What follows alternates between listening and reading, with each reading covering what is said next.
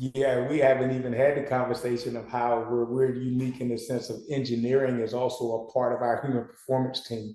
He just, let alone the conversations we have about exercise hardware.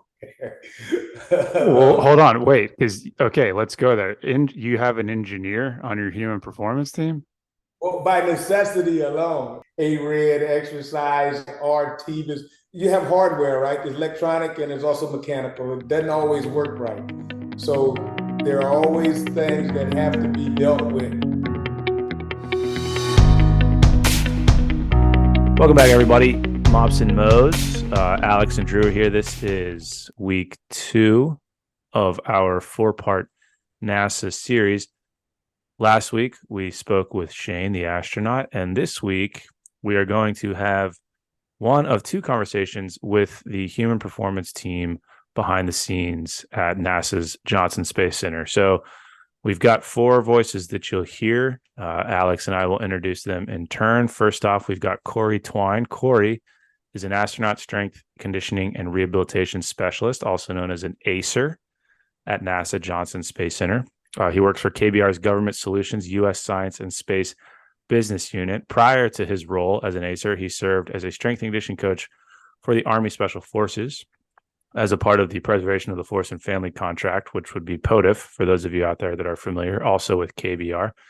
He supported astronauts during the shuttle era, acting as the primary ACER for several shuttle missions, including STS-114, better known as the Return to Flight in 2005.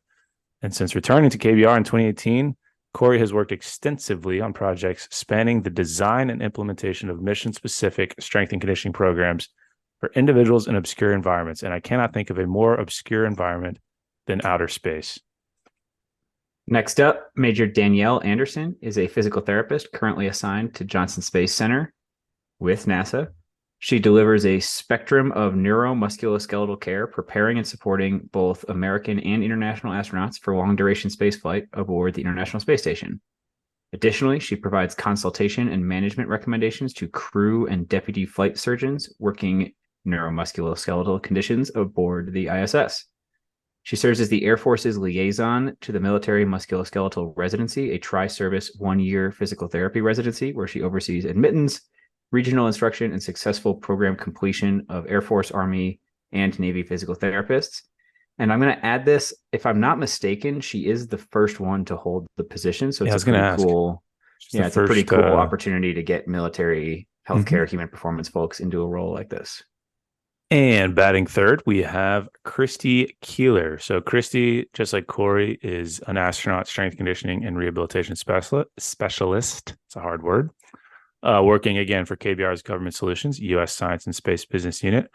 Prior to her role as an ACER, she worked in several orthopedic settings and in organ and tissue procurement, which sounds an awful lot like the black market, but I don't think that that's exactly what she's talking about. Since joining KBR in 2022, Christi has worked extensively supporting the neuromuscular care program by evaluating, treating, and rehabilitating injuries for both U.S. and international astronauts for long-duration spaceflight aboard the International Space Station, which is something that we talk about extensively both in this episode and the episode that you guys will hear next week.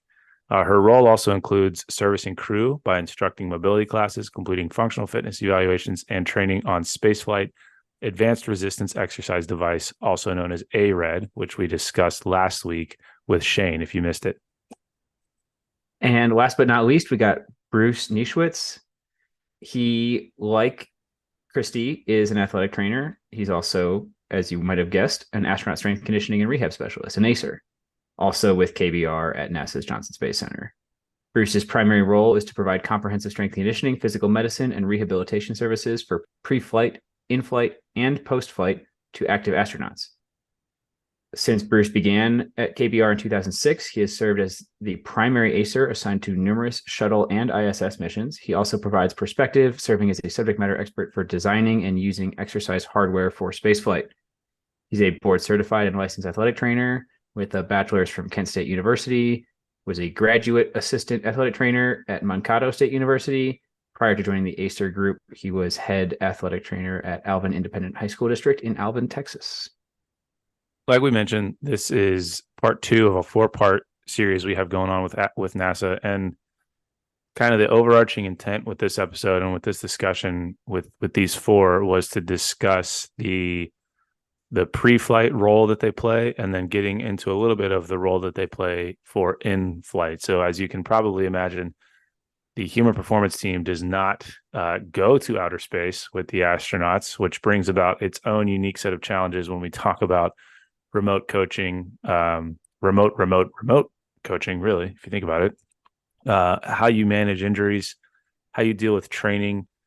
We get into some interesting conversations around the equipment that they have available. And again, we talked about this last week with Shane, but for the folks in the ACER role and the folks as part of the human performance team, it's not only mastering that equipment, but figuring out how to teach the astronauts how to use it, and then having conversations with the engineering team and other folks involved in the kind of physiology realm as to what sort of equipment should they be looking at down the road. So for me as a strength coach, this was a fascinating conversation, because you think that you have a lot of things to deal with on Earth. Try dealing with athletes who are floating around in space. And it's probably worth mentioning how this came to be a whole series. We had initially planned just kind of the astronaut episode. It's a neat thing. We get to nerd out about what it's like to be in space and stuff. But Shane emphasized multiple times during that conversation, as well as even more after we recorded, how much value he got out of the ACER team as he prepared for, executed, and returned from long duration space missions. So we knew that just kind of based on his endorsement and the amount of emphasis he put on it, we had to hear from that team as well. So that's how we ended up spiraling into a whole series here, where we did not just the astronaut episode, but also conversations about the human performance team that supports them and the research that supports the whole kind of phenomenon of spaceflight human performance. Enjoy. Okay, let's hear. I jumped the gun too fast. Alex is right. Let's go back to the top. And because there's so many of you guys, let's just do a quick, we'll go in the order of my thing. So I've got Danielle, then Christi, then Corey, and then Bruce. So just do like a quick intro so people know your voice. You don't have to give your whole background, but who you are and what you do at NASA. So Danielle, take us. Hey, yeah, I'm Danielle Anderson. I am an active duty Air Force physical therapist that's stationed at NASA, supporting the ACERs that we're going to be talking with today. So yeah, super excited to be here. Hey, I'm Christi Keeler. I'm one of the ACERs and I'm an athletic trainer. Can you say, what does ACER mean? Astronaut Strength Rehabilitation. No. Wait, Astronaut Strength Conditioning Rehabilitation Specialist. Corey, you're up. Corey Twine, KBR, strength and conditioning coach, stationed at Johnson Space Center. I'm an athletic trainer as well, just like Christi, and work for KBR and working at Johnson Space Center. Perfect. Because we wanted to structure these episodes as kind of pre-flight and in-flight tonight, and then post-flight later on.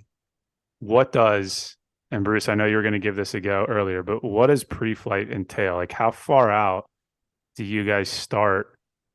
I mean, I'm probably saying the wrong things here, but start getting somebody ready to go to space or do the mission. Yeah, so the pre-flight time period would usually constitute a time when the crew member gets assigned to a mission, officially assigned. A lot of times it doesn't get announced, but we hear about it a little bit early. But anyway, they get officially assigned to a mission, and then that time period until they launch. So we would consider that the pre-flight time period. Does that tend to be like a few months, a couple years? How long are we talking? It can be, for most people, it's up to close to 2 years, a year and a half to 2 years before they would launch once they get selected. How do they, and again, apologies up front for a series of dumb questions, but how do they get selected? Like, what does that look like? Because in my head, I'm thinking of like a deployment cycle for the military where you know, the mission is laid out and you sort of rotate through units. But I mean, is it a seniority thing? Is it a hand raising thing? Is it just you're next on the list? What does that look like? I would say it's a little bit of all of that combined. You know, there are people that put their names on a list because they are ready to fly. You there are some people that might pull their names out of the list simply because they have stuff going on with their family or whatnot, and they just don't think it's the best time in their life to do something like that. But most people are there to fly. I mean, everybody's there to fly, right? So they all put their name in the hat at one point, and there is some seniority on who would get the next call. There's also a kind of a list of who's, you're not just going to keep flying the same people over and over. So if you have somebody that's flown recently, then they're going to kind of go back to the back end of the list, and you're going to have everybody else fill in from that point. And so that's the seniority part that I'm talking about. But you also have mission needs, specifics on what might be going on during that mission, if it's just a kind of a general mission, or if it's something specific with maybe there's a special EVA that they have to do, EVA, a spacewalk. There might be some very technical things that they might have one or two people in mind for, so they might be kind of picked to those spots. That's basically what it is. But there's a lot of getting along with your crewmate type stuff too. So if you worked really well with a certain person that they know is going to be there, or you've flown with them before maybe, or they just happen to think that you're going to gel with that particular crew, they might select you for a spot maybe over somebody else that maybe doesn't have the same personality traits or something like that. So there are a number of things that get involved with selection. And then I guess from maybe an athlete management perspective for you guys, are there multiple, I guess, pre-flights? Are there multiple mission spin-ups going on simultaneously, or does the whole organization sort of back a singular mission, if that makes sense? There are a number of missions in the mix. Right now we're about to land a mission. We have someone that is over in Russia that's going to launch soon, and we have a crew that just launched a couple of days ago, and we have, I don't know how many missions do we have in the queue right now? 4? Yeah, I think we have about 3 or 4. Yeah, so typically, like Bruce said, they get that assignment about 2 years in advance, and then we're launching people about every 6 months. So you can kind of think we probably have about 3 to 4 people on docket, kind of ready to rotate through that kind of deployment cycle, as you mentioned. So I want to put Corey on the spot a little bit as the strength and conditioning coach. You guys, Bruce talked a little bit about like really specific technical skills that people would be chosen for a mission, or psychological profiling, making sure they work together well as a team and stuff like that. How specific, given that you're training these people for a couple of years for a particular mission, the demands of EVAs, all that kind of stuff. How physical does the strength, or how specific does the strength and conditioning get for something like that, versus how much of it is just kind of keeping them generally healthy and fit, that GPP kind of training? Yeah, I think the biggest part of the low-hanging fruit is general fitness as it applies. So that is, even if you want to get specific, that's still a fundamental prerequisite that has to be accomplished before you get specific or get advanced. But you have that low-hanging fruit, a general fitness. The interesting thing here, or what's unique here, is that general fitness piece can be a variety of different modes of exercise for CrossFit, weightlifters. We do have a few weightlifters, general physical training or whatever. So they're different, a big variety of exercise selection that we use to satisfy that general fitness piece. I think the things that we really train for is just to prepare them for what they're going to experience in flight from an exercise standpoint. So for example, the ARED, or you'll get into more of the questions for in-flight exercise, the advanced resistive exercise device, that pretty much any exercise you can do with a barbell, you can do with that. The workouts that we currently do on station now just equated to German volume training, just the amount of activity or the volume, the sheer volume that they do. That is still, in some respects, even though microgravity is the best environment to recover from exercise, doing that activity in flight is still stressful. in a sense, but they do it every day to, to mitigate the stress of microgravity.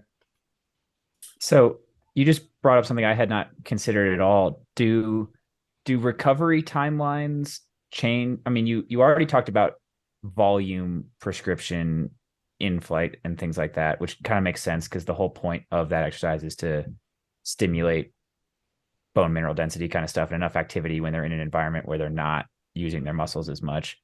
But the flip side of that is they get amazing recovery. Does that change the way you program in terms of frequency and training and stuff, that they get like no load for most of every day? Yeah, so you got to think the body is great at adapting. So if you think about it, if you wanted to make a lot of money, it'd be awesome to have a room where you could go into, flip the switch, and then you would just float for at least an hour. And if you had that, that'd be one of the best recovery strategies you could use here in 1G. And microgravity, though, we try to combat that with exercise because it's recovery, but then it moves to the point where it's a stressor, right? So we have to try to do the things we do in flight to overact that. The thing is that what they do from a resistance standpoint is not sustainable in 1G. So if you were to take just the in-flight protocol and you were to have someone to perform that same in-flight protocol in 1G, no one would be able to sustain that for a week or 2 weeks without overtraining. So from that alone, I would agree that in-flight, the ability to recover is a little bit higher from exercise. Yeah. Do people complain about that when they get back? Are they like, oh, well, because I'm thinking of like guys that I've trained that have deployed, and when they're deployed, they have nothing to do but work out. They come back, they're like, well, when I was deployed, I squat like 400, and then they come home and like, it doesn't happen the same. I'd imagine if I'm squatting 2,000 pounds in space because gravity doesn't exist, and then I come home, or conversely, I have some injury I'm dealing with and it heals itself super fast because I'm in space. Do you guys have anybody come back and they're like, man, I want to do the thing I was doing up in space? There's been some people that have come back and I wouldn't say complained about the volume or something that they're doing, but they kind of wish that they were back because they felt so much better while they were in space. Like Ori said, the recovery is so much faster, or say they have some sort of nagging injury, their shoulder bothers them or something like that. They go up there and it seems to go away really quickly, and they just seem to be able to do more than what they could before, or I should say the aches and pains don't really bother them as much as they did before, if at all. And so they wish they were kind of back there doing the same old type of recovering from intensity. For the 1 to 2 year, I guess, prior to the mission, are there any kind of like benchmarks, or I'm thinking like tests or other screeners that they have to go through and pass to stay, I guess, quote unquote, eligible for what's on the calendar? Yeah, once they hit into that kind of 2 year to 18-month pre-flight phase, they go through a myriad of a host of what we call Med B requirements. And so this is across the human system. So if you think about kind of that multi-system response to microgravity, we're testing all of those different systems from a medical standards perspective. So from our team's perspective, we look at we have a functional fitness assessment that was kind of designed around your traditional Air Force, Army type style testing to just look at general strength and endurance. There's testing throughout the lab looking at VO2 max capability, isokinetic type testing, various MRIs that are looking at vision and response to microgravity to the visual system. So once they hit that phase, there's just a host of medical things that are routinely tracked kind of at that 18 months, again at 6 months, and then some tests right before they launch. And then again, those are repeated right when they get back. So I got to ask, because what we have found over the last couple of years is that people are very, very curious about testing standards in different populations. Curious is a very friendly word that they usually get pissed off about it. Yeah, they're, for whatever reason, and I get frustrated about it. I wish people cared as much about their training as they cared about the testing, but that's just not the way it is. That's not how people's brains work. So I got to ask, you mentioned that there is a functional fitness test that is patterned off of some military style tests. Are you at liberty to tell us what that assessment is so people can go to their gym and see if they can pass the astronaut test? There's no, when we call it a test, it's really just a comparison of their pre-flight capability compared to their post-flight capability, and then they look at the delta between the two. Okay. See how they've done over their course of their mission, and to help evaluate the hardware that we put them on, if it's adequate for everybody, and the routine that we put them through. Maybe there needs to be changes in our in-flight prescription, but there's no like minimum standard that somebody has to get to say, okay, now I'm qualified to get into space camp or something like that. It's there are medical standards and there are health standards from the medical side for astronauts to become astronauts, or to stay an astronaut, I guess you'd say. But as far as performance type of metric, there isn't really one on the books that says they have to do this many push-ups in this many minutes and that kind of stuff. They could perform pretty poorly technically and still be considered an astronaut. So Fair. So there's no pass fail, there's no point scale and things like that. It's almost like it makes sense. Can you tell us what you do test them on though?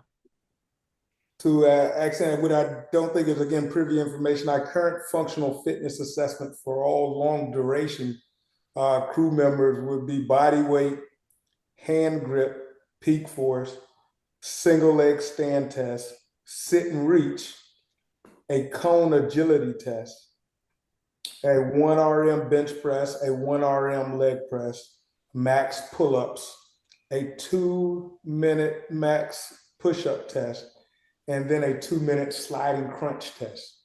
So that is our test battery for in-flight, or excuse me, for ISS long duration right now. And it benefits, I guess, for 2 reasons. One, again, as Bruce said, to get an understanding of what we do from a efficacy standpoint of the overall program for exercise countermeasures, and 2, benchmarks for especially the post-flight reconditioning versus when people land, as far as the 2 marks that we do post-flight. So we do it around R+5 to R+7. We'll test crew members when they get back, and then we'll do it again 30 days out of when they return. And then that can help us determine, okay, how they measure relative to where they were pre-flight and all those other different time points and when we assess.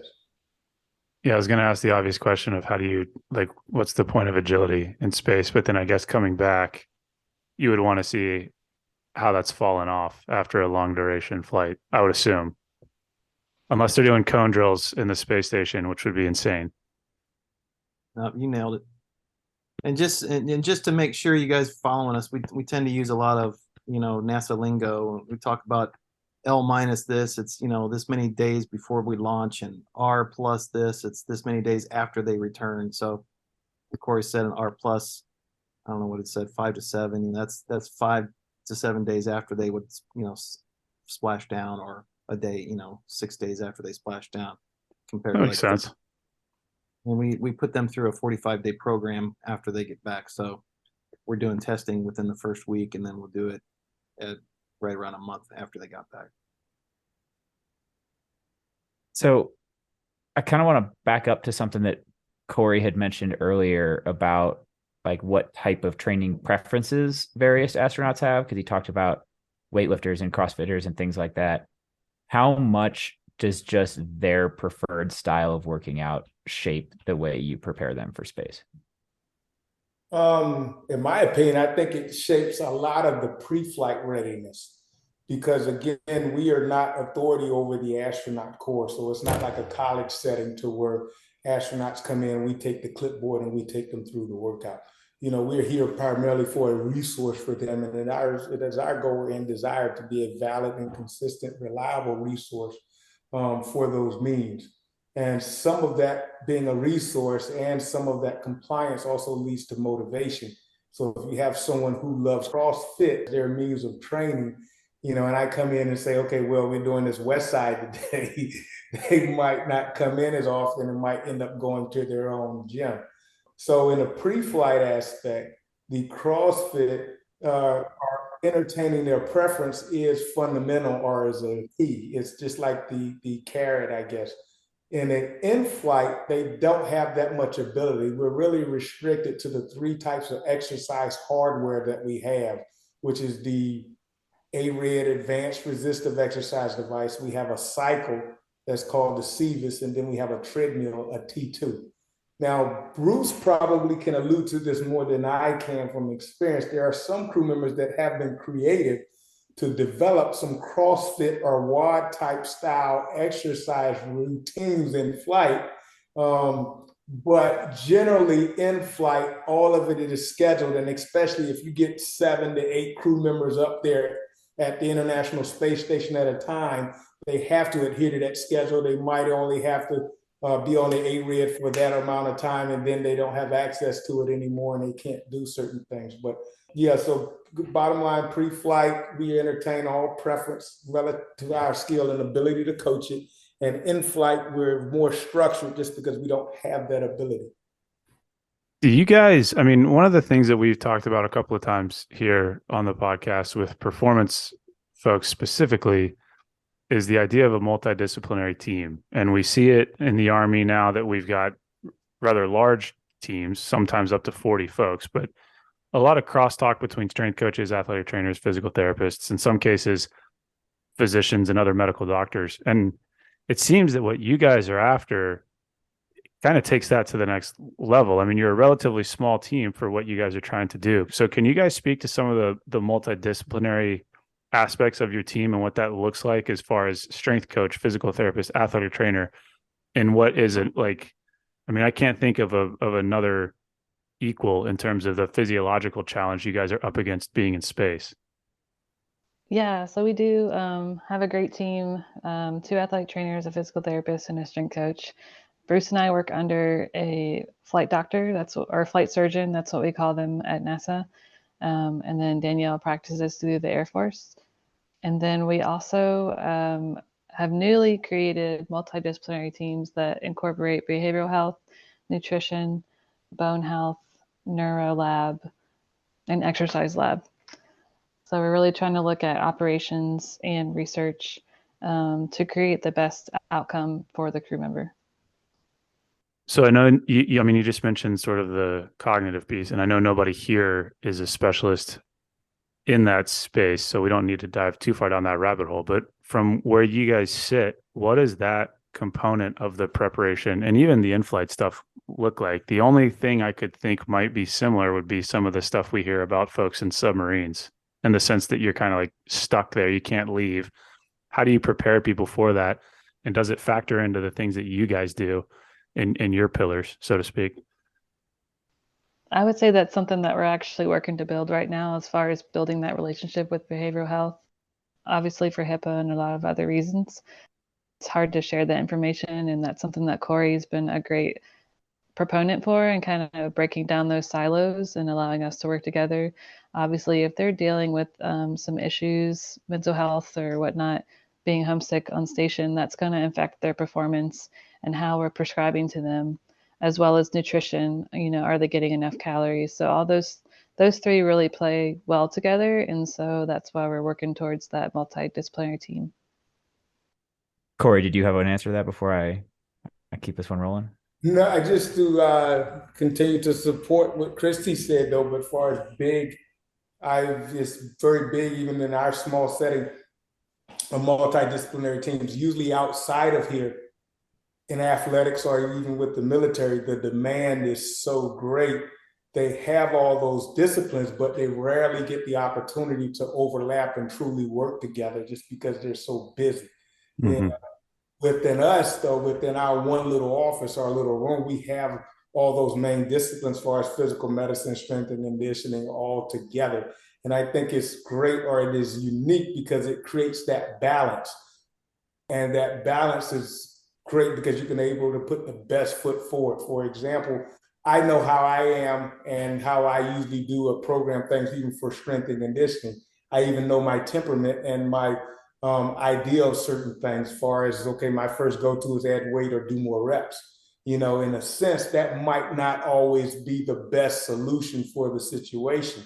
So weighing ideas against other thoughts, other experiences definitely helps the group get stronger and it definitely creates a more tempered response when necessary when dealing with complex situations. I kind of really like the direction the conversation went the last couple minutes there, just because of the sheer number of parallels we're seeing between what you guys do in an environment that seems completely different. We're sending humans into space for long duration missions. They can't even come back to Earth. They're in zero gravity, all that stuff. But the problems or the things you're working through are astonishingly similar to what human performance teams working across the military are dealing with in terms of on Earth. How do we address the like behavioral health component, and how does that tie in with their exercise and their nutrition and those routines? Or how do we accommodate the fact that people have different preferences for how they prefer to train? It might not be perfectly scientifically optimal for whatever physiological outcome you're looking for, but it's better to pick the thing they're actually going to stick with and do consistently rather than a perfect solution that they don't want to participate in. It's a very different environment you guys work in. You have some really unique, really cool challenges and factors you got to consider, but the root issues about the way your performance team operates is surprisingly similar to the environments most of the people we work with deal with. Yeah, we haven't even had the conversation of how we're unique in the sense of engineering is also a part of our human performance team. Just let alone the conversations we have about exercise hardware. Well, hold on, wait, because okay, let's go there. You have an engineer on your human performance team? Well, by necessity alone, and you guys, I think Bruce probably can allude to. He's most of the mastermind of some of a lot of, and he probably knows every contingency that we had to deal with from a red exercise RT. You have hardware, right? There's electronic and there's also mechanical. It doesn't always work right. So there are always things that have to be dealt with. And because of that piece, you have to have engineering on the human performance team, which is outside the gate or outside of our community. You don't have that. And also far as development. So you make another vehicle, right? That vehicle has to have a piece of exercise hardware. Who do they collaborate to create that exercise hardware as far as capabilities, as far as what it's supposed to be able to do or provide for the crew member? And a lot of that's also include our exercise physiology team, but just that piece alone adds a lot of weight to our day. Hey, Bruce, go ahead, because I have so many directions I could go with that. I was going to say, just to add a little bit to what Corey said, there's a lot of, I guess you would say, limitations to what we can do on orbit. It's not that we don't have like desires of this would be the best way to approach a certain situation, but sometimes we just can't because of the limitations that working out in microgravity presents. And sometimes it's really not even a microgravity issue of just the fact that it's the physics of microgravity. Sometimes it's a scheduling issue. You know, if certain vehicles are docked to the space station, or timing of when they're doing certain activities, like some sort of a docking procedure or some sort of a altitude adjustment of the station, or, you know, this particular device on orbit is being utilized at certain times. You know, you can't have certain devices working because of the vibrations and all this type of stuff. And so there's all kinds of scheduling issues that we don't necessarily schedule anybody for exercise on orbit, but, you know, we train them to do all this work. And then sometimes we can't really even get it done on the days that we might want to get it done, simply because, oh, well, there's such and such going on and they're not going to be scheduled for exercise that day, or, you know, they have some sort of restriction on the treadmill that day or something, and they can't even get on it. There was an email that we got today that there was some sort of violation because the ARED, the resistive exercise device, they assumed that somebody was on it because somebody was working out on it and they didn't log out and they floated away from it. And it was during this time that this, you know, there was like no go on exercise, and there was nobody on the machine, of course, but somebody was logged into it. And the engineers and the people on the ground all know what's going on. They have some telemetry that's coming down, and so there's a, you know, a violation that occurred, but it wasn't really a violation because nobody was really on the machine. But then there's a violation in sorts because they weren't really supposed to be on the machine during the certain activity that was going on. So you have to, yeah, all that stuff gets scheduled outside of us, but we have to prepare people to just, just work through these kind of constraints or exercise hardware failures or software failures, and all that kind of stuff just comes into play. I'm trying not to like laugh out loud for the benefit of the listeners, but I'm just thinking of conversations I've had at work where like people missed PT because they had to go to the range. And you guys are sitting here talking about we couldn't do this or that because we're in orbit and the vibrations are going to throw off the shuttle and bippity boppity boop. We're going to fall out of space and we got an email because somebody didn't log out of the thing and all the engineer like this is just a public announcement for all the strength coaches. Like, just stop complaining because clearly things could be a lot worse. I mean, I'm just sitting here thinking of the fact that somebody didn't log out of the machine. How many people are watching them work out? I mean, how many engineers are sitting back here being like, "Oh, Corey gave him 10 sets of 10 again. Like, what an asshole." I was thinking the exact same thing, Drew. The amount of stuff around like scheduling gym space or scheduling equipment or like trying to deconflict schedules, and you guys have to deal with like you only have a single digit number of people you're dealing with, but you also only have 3 pieces of equipment you're dealing with. Well, that's the other thing. Sometimes you can't be on a treadmill while the space station is changing altitude. Like it's just an unbelievable amount. Like I can't imagine head hurt. Mission control is sending emails because you messed up what and who's on the treadmill. Yeah. Do you get Corey? Have you ever gotten in trouble because they're like, dude, they can't squat it. Like stop it, man. No, I tell you, it is definitely challenging, even trying to program in the sense of workouts where you can't control whether they do cardiovascular or whether they do resistance training first. So if you have a high intensity cardiovascular exercise and is scheduled to do ARED first, they have to take that fatigue into the cardiovascular exercise, and then they're suffering through it, or vice versa, where they end up with the cycle first and then going into high intensity ARED. So if you have a high squat day and they're coming off the cycle, I mean, you wonder why do you see that when we get the numbers down and they're not hitting their loads, it's because the schedule changed sometimes. And I was going to say, luckily, we don't have to worry about that schedule. It's not like it's like Corey said, it can be a problem because they're doing something that maybe not in the right order that you would like it to be done. But if I had to take care of all that scheduling kind of stuff, I'd go crazy. I would not want to do this job. And there's a whole nother group that takes care of scheduling their day out, and it's not us. So that's good. That's a good thing, I think. So obviously, like Drew and I come from the strength and conditioning world and we're nerding out about it, but I want to spread the love a little bit to the MSKI specialists here.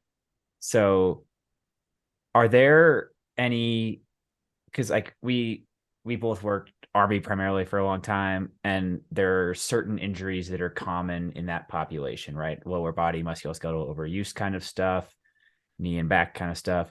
Burns from a vape pen. I mean, that's also true. Have you guys identified any common space flight injury risks? Like, is there anything that you see pop up that's pretty unique to the environment they're in space?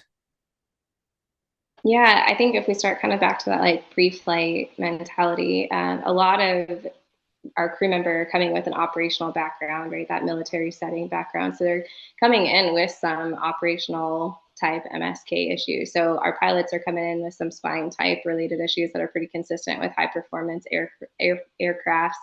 And then once they head into that pre-flight training phase and they're training for their EVAs or those spacewalks, that environment itself is probably the most physically demanding task that they have when they're training in the neutral buoyancy lab. And then they're doing that in a suit that's not really designed for great mechanics of the upper body. It's designed to protect them, right? It's their life support system. And so those altered mechanics of the suit have kind of led to a history of some upper quarter pathologies and upper quarter issues. So we tend to see a lot of our MSK injuries pre-flight kind of shift towards more of those spinal related issues or upper extremity type issues. In flight, the same thing is kind of true. So Bruce had mentioned before, like recovery is an excellent an excellent thing, and that a lot of times if they're going in with MSK type injuries, they don't typically tend to have a lot in flight. But their hands do become their primary mode of their way to get around and navigate the space station. So we see some upper extremity like hand and fingernail type injuries as the primary type things that we see in flight. And then spine is probably the second. We do see some like space adaptation back pain that occurs right when they get into space. And there's a lot of proposed theories on why this happens. There's some fluid shift changes that are occurring in the disc. There's some lengthening that's happening at the spine. And a lot of times this is really just self-limiting. And it typically resolves within the first like 14 days. But it does make the strength coach and the ACER's job a little bit harder, because now they're having to mitigate some adaptations to that new microgravity environment. So they have to be a little bit more cautious with how they're progressing that strength and load on the ARED. So you guys obviously haven't heard it yet, but when this episode publishes, it'll be right after a conversation we had with a former astronaut. And he mentioned, just like you did, the EVAs being the most physically demanding piece of it. And within that, he specifically mentioned like manipulating tools with your hands becoming astonishingly difficult within the constraints of that suit. So that, combined with what you mentioned of when they're on the ISS, they're getting around by using their hands a lot more than they're accustomed to on Earth gravity. Do you guys do anything in particular in terms of like preparing hand and forearm or like injury risk mitigation stuff for hand and forearm stuff? Is that a particular area of emphasis for your training? Christi, do you want to answer that one? Yeah, it's really based individually for each crew.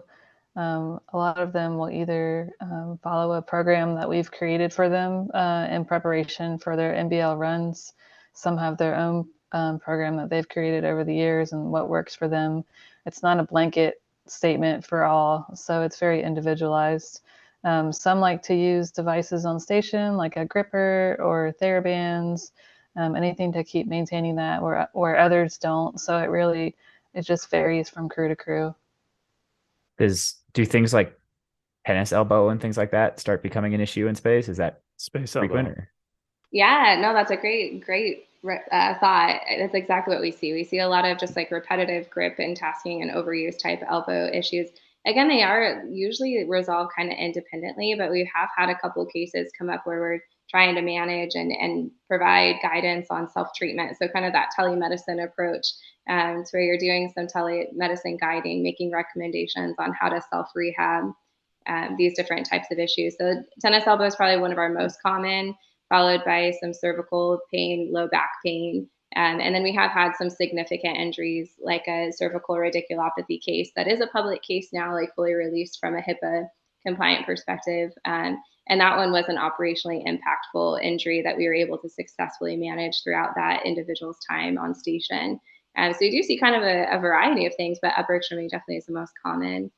And then to Christi's point on like that grip strength being very individual based, one thing that we're fighting against that's not just in traditional environments is that suit environment. And so individuals that have a good glove fit or that suit fits them really, really well, they might have a different task demand because that suit fits them very well. Whereas somebody maybe that doesn't have as good of a suit fit, they're going to be fighting that suit a little bit more, and it's going to be a little bit more physically demanding.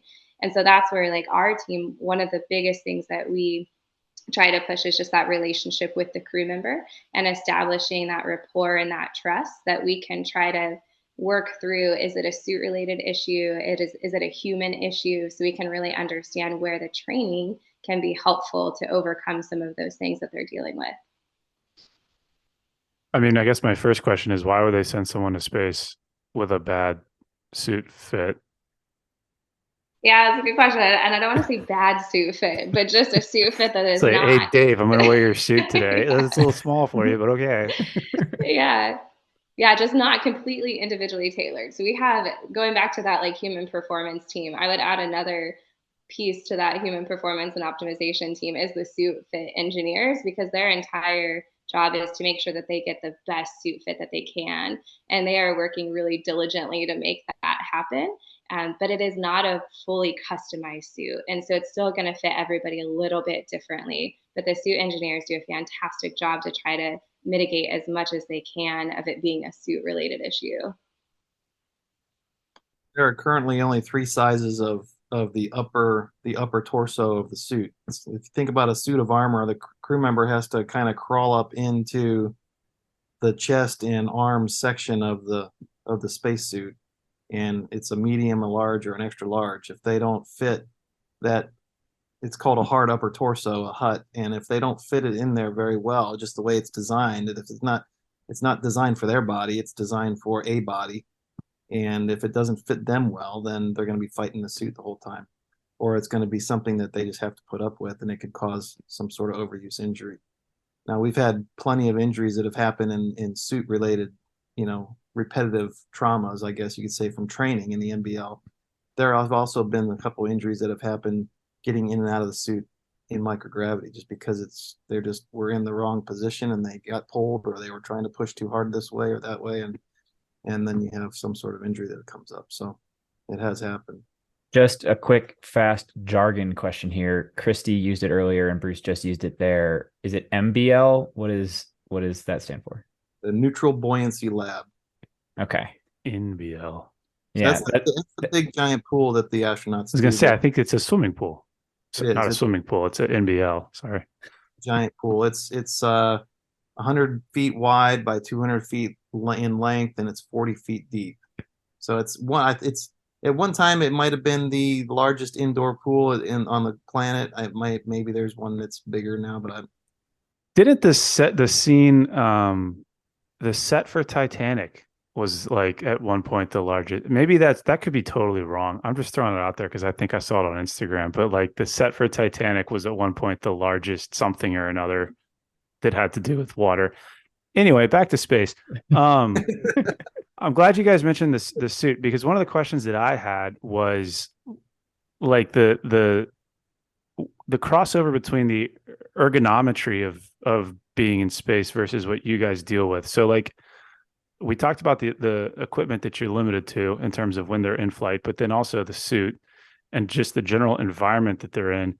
Is there a world where you guys would see so many overuse injuries, so many injuries related to a singular task that like there's room for the engineers to change something? Or is it so set up to keep a human being alive that they're not so much concerned about like, okay, yeah, fine, like they keep getting tennis elbow, whatever, they're not dead? Does that make sense? I would say that it's gotten better over the years. There was a time period years ago where there was an expectation to do your NBL training and keep your mouth shut, because this is just something that you have to go through. It was kind of, it was never a policy, obviously. It was just a little bit of a kind of this was the way things are kind of attitude. And it was the work of people within our group from years ago, and the flight doctors, and I don't want to say that there's never been a problem since then. Obviously there are problems that pop up. Sometimes the suit fit is just incorrect, or there's a mistake made with measurements or something like that, and it just doesn't fit well for that person. If it continued down that path, then obviously it will set somebody up for an injury. So like Danielle was saying, you bring the suit fit people into this mix, and whether it's a redesign of a tool, or it's just a better process of how they get fitted to the suit, or the way out, what we call it, when they're in the water and they become neutrally buoyant. These are all important things that could possibly lead to, a poor run or some sort of poor fit that we would call it, a poor fit for that day. And so anything to mitigate the injury or reduce risk is what we're trying to do. So it's gotten much better over the years with the, kind of the attitude of, keep your mouth shut and just keep working hard, because you want to get picked for that mission, or you want to get, picked for a mission. So you're gonna just keep doing what you have to do to get through it, and then they end up with us because they might have an overuse injury. So that aspect of the program itself has really gone away quite a bit, and I think it's been much better. So we're getting close here. We've kind of been blurring the line between pre-flight and in-flight. We've talked a lot about kind of things that span that gap because you have to prep for in-flight with how you do your pre-flight protocols. But I have a last couple questions here to kind of close out pre-flight preparation for launch before we go into like fully how things work once they're in space. But a big one is, and you guys have mentioned the 3 pieces of equipment that you have up there. How much are you able to prepare astronauts for the experience of training on those specific pieces of equipment in that zero gravity environment before they launch? And then as like a second part of that question, how different is it preparing an astronaut for their first time on the space station versus preparing somebody who's experienced that before? I'll jump in there. So ARED, each crew member, no matter if they're JAXA, which is the Japanese astronauts, ESA, which are the European astronauts, CSA, which are the Canadian astronauts, RSA, which are the Russian cosmonauts, or our own crew members. We train them on ARED, and that's 16 one-hour sessions. So they get very familiar with the device. There's no way to simulate that for zero-G down here, and the feedback we get from crew that have flown is that it feels very different. It's not fixed to the floor like it is here, and you're working against 1G. Up there, it functions more like a clamshell, and you have to kind of keep a cadence with it. So it's definitely a dance that they learn when they get up there, and they have a handover as well. So a crew that's already been up there is going to walk through a whole workout with them, ensuring that they are operating safely. We also do a full ARED session with them via Teams, and we'll talk and walk through a whole ARED session. So if they're having issues with form, or making sure they're getting deep enough in their squat, or just changing hand placement, or able to navigate through that. As far as T2, the treadmill, and CVIS, the cycle, again, not a whole lot that we can do to replicate that down here. When they get to station T2, they're usually loaded about 65% of their body weight. And so that's kind of where they start and work their way up throughout the mission. CVIS, CVIS is a little bit more of a difficult exercise device, and that's where they give feedback that it's much more difficult than riding a bike on the ground. You don't have handlebars, you don't have a seat, you have kind of a rack behind you with a pad so you can lean against. And from what crew members have said, and what Bruce also often says, it's like riding a unicycle. So it's very hard to keep that momentum up with the high wattage and keeping your balance at the same time. So that's why they have the rack to hold on to. A really weird question. This might not make any sense, but you talked about the rhythm because of the clamshell operation of the ARED, and there's some cool videos out there if people want to check them out to see what it actually looks like, because the whole point is like not putting any force into the actual station itself. So it's all an isolated. insane video. It's not a cool video. It's an insane video. And you watch it and your head starts turning sideways to try to make you line up with where their feet are as they float through space. Anyway, keep going. But the question I had, and this is purely based on just having had this experience last week, but flywheel training also enforces like a certain amount of rhythm where you have to like do the eccentric the way the machine is doing it. Is that something you tie in terms of like giving them that experience? I don't know if it's accurate to it at all, but I see a couple of smiles, so maybe I'm onto something. I don't know. I'm going to let Corey speak to flywheel because that's his favorite, but I will start off and say that T2, CVIS, and ARED all have what's called a VIS system, so a vibration isolation system. And that's what you'll see when you're watching those videos of ARED. You'll kind of see it on the side. That's what's absorbing the force from the exercise. And flywheel, I'll hand it over to you, Corey. Yeah, well, flywheel is an exercise hardware, or flywheel-like flywheel is a piece of exercise hardware that we're going to have on the Orion vehicle. So the Orion vehicle has a step, 2 purposes. A part of it's a step, that's one function. The second function is function as an exercise device. And that exercise device is the flywheel. And in some parts, it works like a flywheel. That's our yo-yo. That's probably the best way to describe it. We do have, I think we just purchased the Extra Fly flywheel, or their device. We also have a K-Box. All 3 of them are kind of different. but all three of them at the same time are yo-yo type principles. So there can be some crossover from a learning standpoint. I don't think though the flywheel we have prepares anyone for ARED though, or that cyclic or that clamshell aspect that Christi described. That's kind of I guess something that they have to experience and go for when they're up there for themselves. Fair enough. And then I have one final one. I know Drew's excited to ask a bunch of like in-flight specific questions, and I do know we're getting at the hour mark here as well. But is there any, and we're going to do a whole separate episode hopefully on the research of all this, but for any of you guys, whether it's rehab, whether it's performance or preparation, is there any specific research you point to that has informed the way you train astronauts?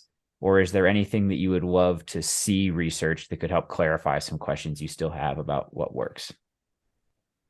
I would think far as our nutritional biochem lab, the amount of information that they pump out and the work they do is awesome. They hurt my feelings when I read some of their information about in-flight diet and red meat or certain proteins are counter indicative for, I guess, astronauts. So for example, I can't describe the exact process from a biochem standpoint, but if certain amino acids that end up producing acid or too much acid, obviously bone's a buffer in that process or certain goes that is bad for bone. In addition to, I don't know the exact mechanism, I do know sodium is bad for bone, probably two reasons why I never fly. But that information is great from just an educational standpoint. And I think the more I want to learn is in the area of bone and relative to our ability as far as exercise hardware, what we can do to mitigate bone or to promote better bone metabolism, specifically in the trabecular bone. So right now with ARED, we have ability to increase the load or the intensity, which is great for a cortical bone or the outside, but you still have that leakage of bone on the inside, that trabecular bone or that compartment. Is there anything from an exercise countermeasure standpoint that we can do to mitigate that? I'm shaking my head again because first we were scheduling around altitude change. Now we're strength coaches thinking about bone linkage because of sodium intake. And I'm like at some point this week, I'm probably going to get into a verbal disagreement with somebody over like reps and sets. And meanwhile, Corey's over here worrying about bone linkage. But it brings up another point, and you know, putting ourselves now in space. Some of the things, and I'm sure there's myriad of these, but just can you guys talk about some of the physiological problems? Maybe not problems, but like maybe riddles you have to solve in terms of muscle atrophy, bone density loss, fluid shifts, all that kind of stuff, and how that factors into the conversation? Yeah, I think just thinking of it from a multi-system response is how I like to consider it. Every system is impacted from the moment we enter the microgravity environment. So you mentioned like the fluid shift from a cardiovascular perspective. Without the lower extremity helping push that fluid and circulate, and gravity pulling the fluid down, all that fluid shifts up towards the heart. So the heart perceives that as an increased amount of fluid on the heart, and so it's going to try to get rid of it. So the body naturally kind of resets to this new microgravity set point and gets rid of that excess fluid. So we have a reduction and a overall volume loss. From an immunological perspective, there's changes to the immune system. From a bone perspective, Corey already mentioned that there is a linear response to bone loss over time once we enter the microgravity environment without any kind of countermeasure. We see changes in the ocular system. So there's an entire research team devoted to these space-acquired neuroocular syndrome, or the SANS team. We see changes related, like you guys mentioned, from a strength perspective or skeletal muscle perspective. And so it's just really interesting that all these different systems are now kind of adapting to this new microgravity set environment over time. I mean, I have so many questions off of that because that creates like a a really unique like set of problems you have to research, set of things you would have to do to address them. I guess I'll ask kind of a quick one because I was surprised by it a little bit in the episode that's going to air before this when we talked to Shane Kimbrough. He talked about arriving back on Earth after time spent in space stronger than when he left. Is like I always thought of it as kind hold on. mitigating Context. losses. Preface that because Alex and I had a bet, and I said, I bet they come back from space stronger than when they left. He said, no way. Shane said, oh, yeah, no, I come back stronger. So I just want everyone to know for the second It's time true. I won that It's bet. true. Okay, keep going. Drew gets his I told you so moment. Twice. Because everything I had read, everything I'd looked at, everything I had heard, it basically seemed like exercise in space was mostly to like slow down losses or try to mitigate losses. But now he's talking about we haven't just mitigated some of those losses, but in some cases, it seems like we've turned them around and we can, quote unquote, make gains in space. Is that the extent we're at? Like, are there some problems we haven't quite solved to that degree, or is it getting more and more to the point where we've identified these issues and we've got protocols in place that can not only mitigate it, but point us in the right direction? Well, I worked with Shane on both of his ISS flights, so I guess I can speak to some of this. The programming that we use is we kind of came up with this idea, many years ago, and we just kind of took a shot at it. Well, this is what we think we should do, and it seems to work pretty well. Most of the time, we use a very similar approach with everybody. The stuff that Shane's talking about is, I would say, my personal opinion is that to echo what Corey said, our biggest problem, if you looked at just bone health, muscle health, and say cardiovascular health, just those three that we have the devices to affect. Bone is the most challenging, and it's the longest lasting. These guys will come back from space and they may have a strength and performance loss muscularly, and they might have a cardiovascular decrease. But those two can, they can with training they can come back pretty quickly. Whereas, the bone health takes many years to get back, and then it might not even be restructured the same way that it was before. Excuse me. The architecture could be totally different. So, there's a lot to learn there. I think that what Shane was getting to is that he's an avid gym user, right? He likes to work out and he likes to stay in very good shape, and he is a very strong person. But as an astronaut, you have tons of things that you have to do. Your pre-flight schedule is jammed. You can be in pretty good shape before you leave, or really when we do our testing, and the first thing that tends to get pulled away from their scheduling is exercise time. And because of their schedule or travel schedule, they might be living in a hotel somewhere or something like that, and they might not have the best access to a gym like ours. And so they tend to have a decrease in their overall fitness. We see that in the numbers when we look at just our pre-flight testing, because we'll do something like at 6 to 9 months out, and then we'll do it again at like 3 months or 3 months or less out. And a lot of times we'll see a decrease in performance. Of course, then they go up to space, and every day is scheduled for them. Their entire day is scheduled out, and they get 2.5 hours of time that they can exercise. And that's broken up between the resistive exercise device and one of the two, either the cycle or the treadmill. And that's every single day. And they might choose to work out 7 days a week. We expect them to get at least 6 days a week. And that's every single day for 25 weeks or so, for 5 months, 6 months. So they're doing a lot of exercise, and they're ramping up. It's a progression that they follow, and so they might come back a lot stronger than what they were before, just because of the sheer volume that they're doing up there. They might not be able to express it at first when they first come back because their systems are all whacked out.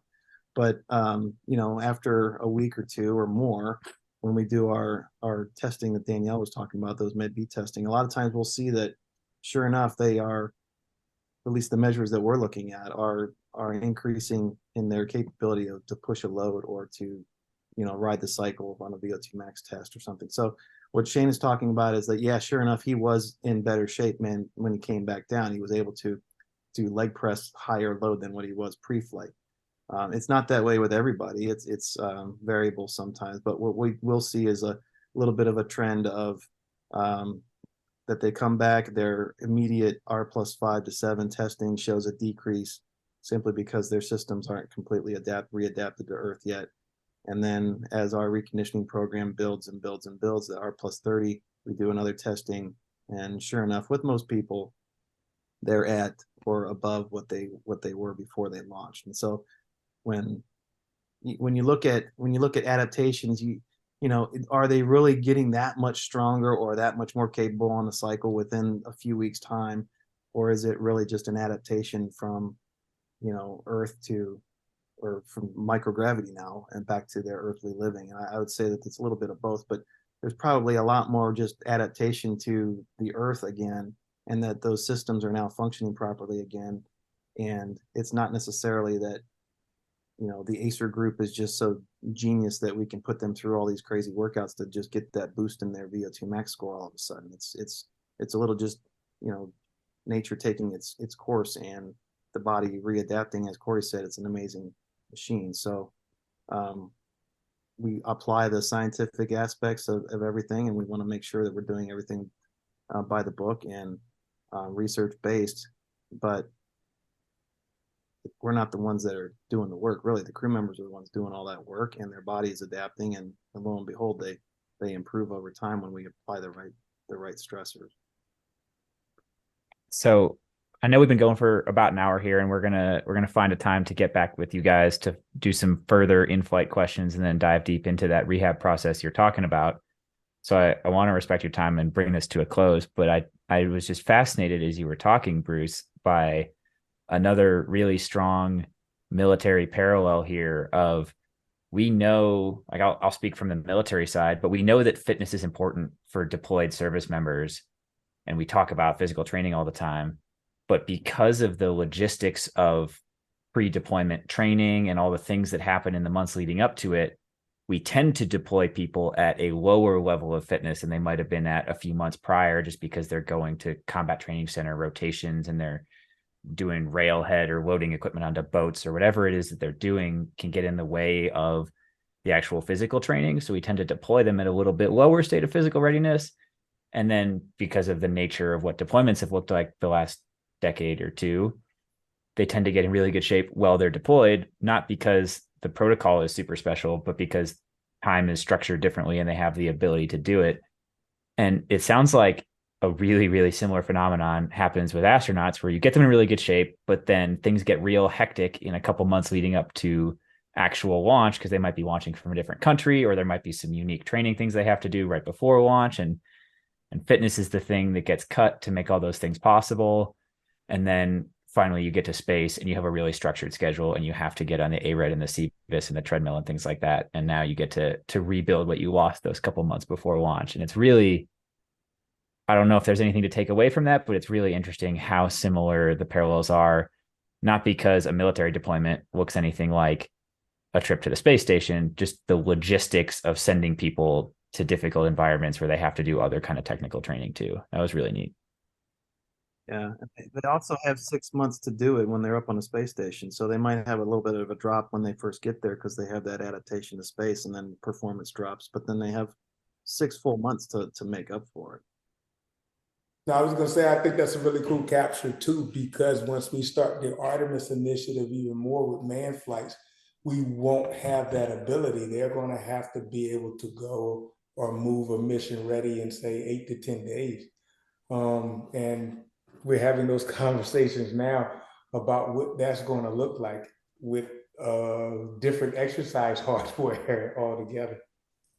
So it's pretty interesting.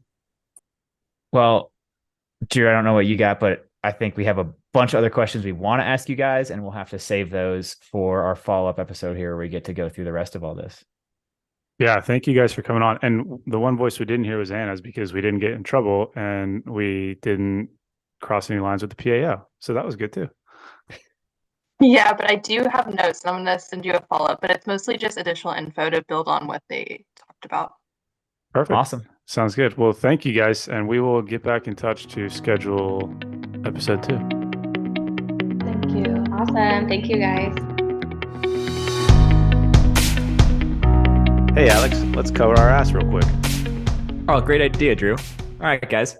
The views and opinions expressed in this program are those of the speakers and do not necessarily reflect the views or positions of any entities they represent.